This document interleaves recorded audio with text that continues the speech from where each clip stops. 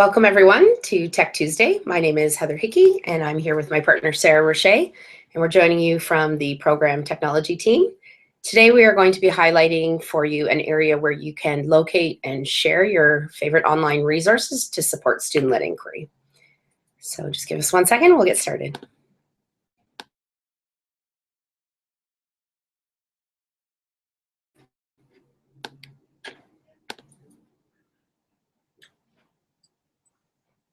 For Tech Tuesday today, we are going to be discussing how we can support the inquiry approach, both within the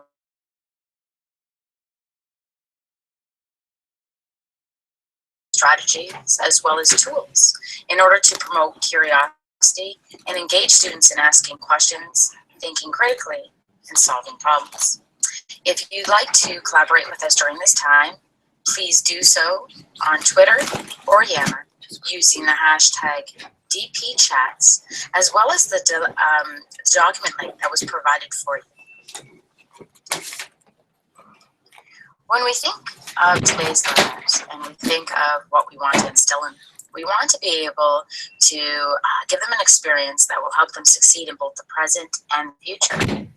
So reflective learning is a way of allowing students to step back from their learning experience to help them develop critical thinking skills and improve on future performance by analyzing their own experience. So when we think about the Catholic graduate expectations, we hope through the inquiry process that students are becoming reflective and creative thinkers. They're able to solve problems and make responsible decisions. And through this leads them to learning how to be self-directed and responsible. And when they do this, they start to learn how to look for resources on their own, how to find the solutions, which way to go, which strategies to take. However, this responsibility is not only on the part of the students, but in the inquiry process, the teachers are also reflecting and being responsible and self-directed to move through the inquiry with the students. They are facilitating, they are the coach on the side, and they are modeling these skills as well. But how do we provide our students with resources and opportunities to move from the passive recipients to knowledge builders and actively participating in their own learning? What does that look like, and how do we find the resources that enable us to be able to do that? When we think about the inquiry approach, the first thing we have to do is think about what it is we want to do before we start figuring out where to go with the resources. So the inquiry approach, the center of the learning experience, is essentially the questions, ideas, and observations. So how do we as teachers find a creative approach to combine our best practices, so such as our explicit instruction, our small group, our guided learning? What does that look like? Really, in the end, it's about rethinking our space, our time, our tools, and what impacts the learning. So one of the main questions we do get is, how can I teach inquiry with so many curriculum expectations? And one of our main answers is always focusing on the big ideas. Look at the bigger umbrella. Look at your curriculum, and really, students' questions often lead to and expectations. So if you focus on their questions and you give them a big idea and you let them lead through the inquiry, they'll most likely surprise you as to what they come up with and how many expectations they actually touch upon as they're thinking through their inquiry. Teaching through inquiry requires teachers to think and act in new ways. So this takes the form of new skills, behaviors, instructional activities, assessment procedures, and so on. So where do we start? What resources can we use to guide us? Where do we go to begin?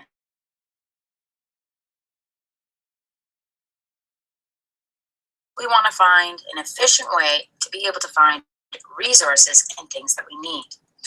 One of the resources that's a perfect link into inquiry is Cube for Teachers.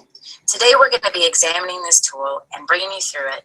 And basically, within this tool, you're able to access thousands of resources that are organized by the curriculum, and it's an extremely powerful search engine. So we're going to show you how this can help really enhance your inquiry and help efficiently lead you through and find some strategies and tools needed to be able to successfully implement this approach in your class. So give us a second to pop over.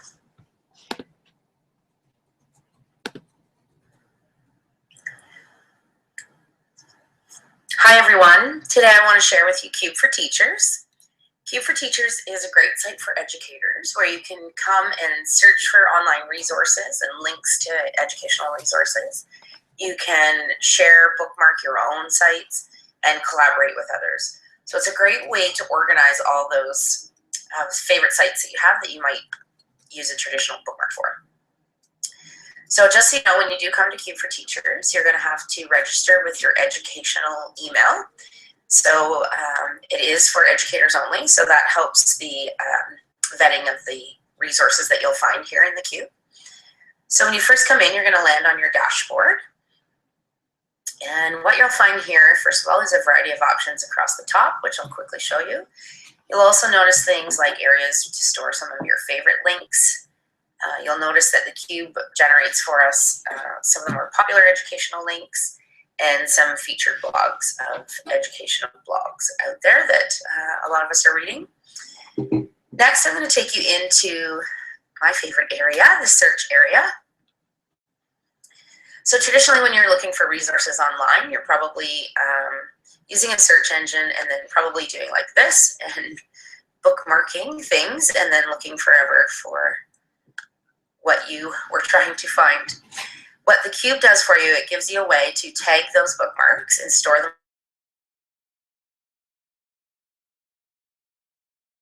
Actually search and add links in 3 categories. So with curriculum resources, you can actually choose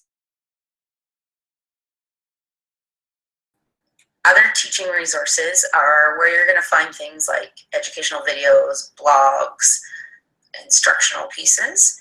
And lastly, tools and technology, another favorite area of mine, where you'll find web and app-based educational tools that you'll be able to use. So let's just take a look quickly at the curriculum. You'll see it defaults to Ontario here. You can do a keyword search, and there's some advanced searching options.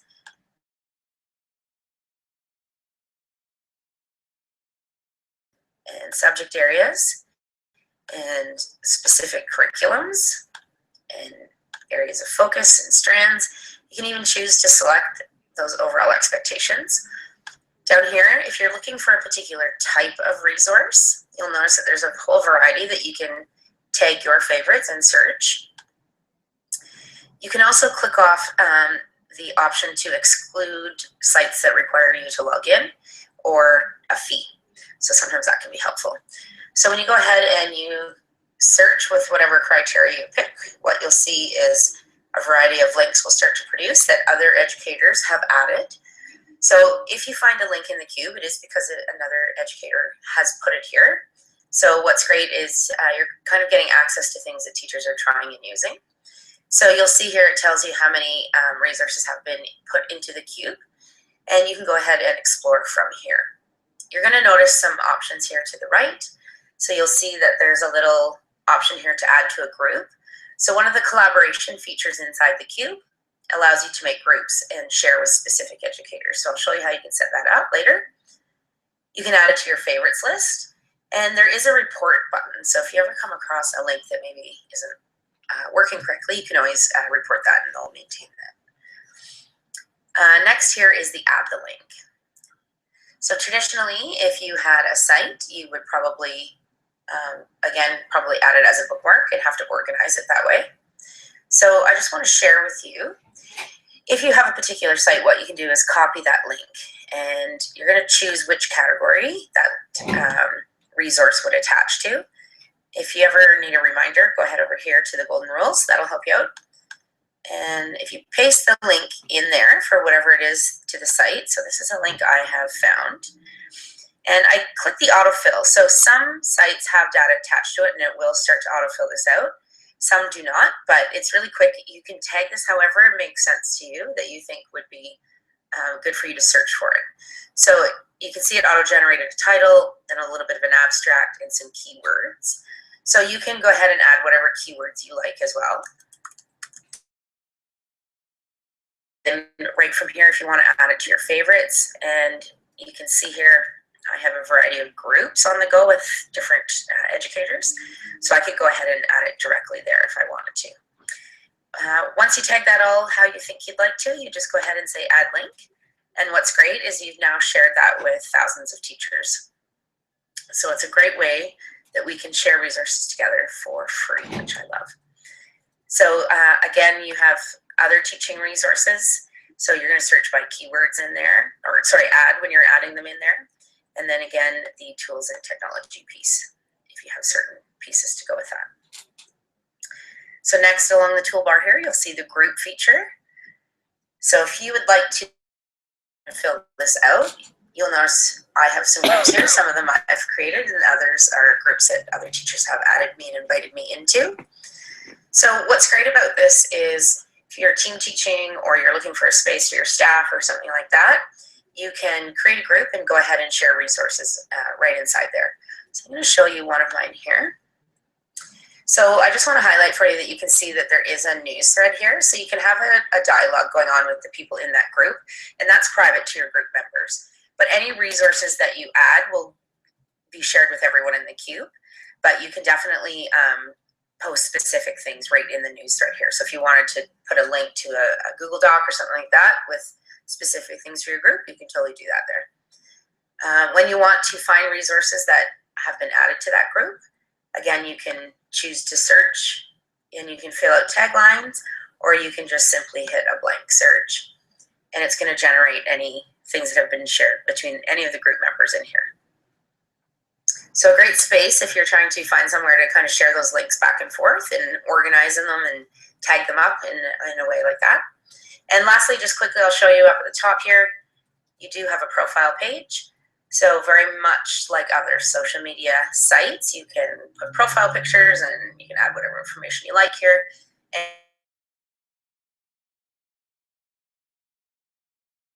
teachers, great site, free for educators, and a great place to collaborate. Thanks for sharing, and looking forward to seeing you in the cube. So that was a quick highlight of how you might be able to make use of Cube for Teachers. So great for sharing online resources, but also for sharing your own resources that you may have developed inside of a Google Doc or another platform where you can generate links to your files. So thanks for joining us today, and have a great Tuesday.